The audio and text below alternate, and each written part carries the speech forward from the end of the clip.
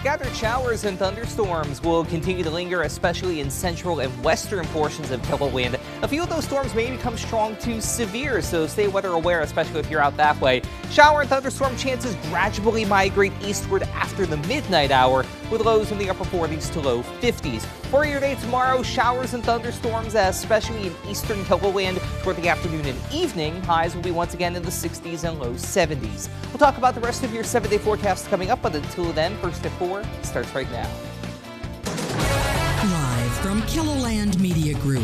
Kiloland News, First at 4. Coming up, a 15-year-old is charged in the deadly shooting of a Huron woman. We're going to take a closer look at the case. Plus, a trooper suffers minor injuries in a crash in southern Sioux Falls. Details ahead. And we hear from experts about another smoky summer for states like Minnesota. Good afternoon, and thanks for tuning in to First at 4. I'm Don Jorgensen. And I'm Kelly Volk. The Beadle County State's Attorney says a 15-year-old is accused of first-degree murder in last week's deadly shooting of a 41-year-old Nicole Klisch of Huron. Authorities did not release the name of the suspect, whose case is in juvenile court. Authorities say Klisch was fatally shot on the morning of May 9th in Huron. Officials say that the suspect is in the Beadle County Juvenile Detention Center. A status hearing in the case is set for June 4th. A friend of Klisch's tells Kiloland News that her late friend went by Nikki. The friend describes her as a funny and honest person who was a dedicated parent. A former foster parent accused of child pornography faces additional charges. A Minnehaha County grand jury has indicted 54-year-old Len Homelvig on 33 counts, including child pornography and rape. And that's not all. A federal grand jury has indicted him on 3 counts of producing child pornography. He made his first federal court appearance this morning. Court documents accuse Homelvig of secretly shooting illegal pictures or video of a minor. A St. Lawrence man and a Colorado woman are facing drug charges after a traffic stop yesterday morning. The Han County Sheriff's Office says that the Miller police chief pulled the woman over when she failed to stop for a stop sign. During that stop, a gun was seen next to the driver. Authorities say that she was asked to get out of the vehicle, but she refused. She was arrested for multiple possession charges, including meth and cocaine. During the investigation, another man arrived on the scene. He was also arrested for possession charges, including meth. The Crow Sioux tribe is the latest to ban Governor Kristi Noem from its land. The tribal council voted this morning, and the decision was unanimous. Crow Creek is the 6th tribe within South Dakota to officially ban the governor this year. As we've reported, a committee on the Yankton Sioux tribe has also voted in favor of a ban. We're told the decision isn't official because it did not come from the tribal council. All right, let's get a check of our weather forecast. It's been a really nice day around here in the Sioux Falls area, but I see off to the west, we've got some showers to talk about. Yeah, some showers and thunderstorms, especially West River as of right now. We'll see if that migrates to the east later on tonight. But overall, yeah, it's been a pretty nice day, East River, but not so much to the west. There is live Doppler radar, and you can see those showers and thunderstorms, again, of a scattered variety, kind of all over the place around Pierre, near Murdo as well, southwestern South Dakota, into the Pine Ridge area, south of Hot Springs and Edgemont, and then up into Buffalo, Belfouche, and Spearfish, getting in on a little bit of that as well. Notice the light show, though, over 1,000 lightning strikes being observed from all of these particular storms that are continuing to move on through. Sub-severe in intensity, but yeah, a lot of lightning, a lot of wind at times, and even some small hail not out of the question. So we have a tale of two halves on our hands. Rapid City is what you're seeing right now, 60, a west wind to 15 miles per hour, the cloud cover,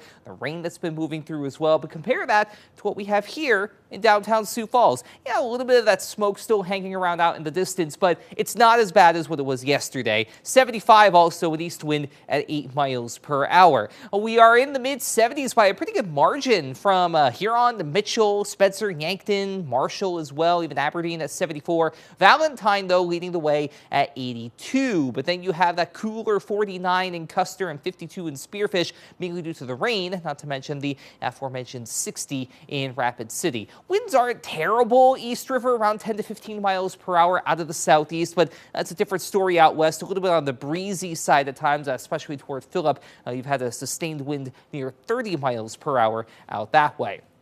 For you today, tomorrow, we're going to keep an eye on more showers and thunderstorms.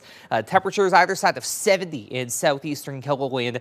And we'll watch those thunderstorms move through, especially toward the afternoon and the evening. I think the morning is in general pretty decent. Same rules apply out to the northeast, 60s to near 70 for a high temperature. A couple of scattered showers and thunderstorms out that way. And out west, more of the same, mainly in the 60s, though, for high temperatures. We have more rain to talk about on a couple of occasions, but some good days sprinkled in between. We'll talk about all of that as we head through the hour. Thanks, Adam. A South Dakota Highway Patrol trooper suffered minor injuries following a crash in southern Sioux Falls. Sioux Falls police says it happened just after 10 o'clock this morning at the intersection of 69th and Minnesota. A patrol vehicle had its emergency lights on as it was heading west. Police say it stopped at a red light before entering the intersection. It was then hit by an SUV headed south. The 37-year-old driver was ticketed for failure to yield to an emergency vehicle. Investigators in Aberdeen are looking into what sparked a fire at an apartment in the southern part of town. Aberdeen Fire Rescue says that it happened just after 7 o'clock Monday night in the 100 block of West Melgard Road.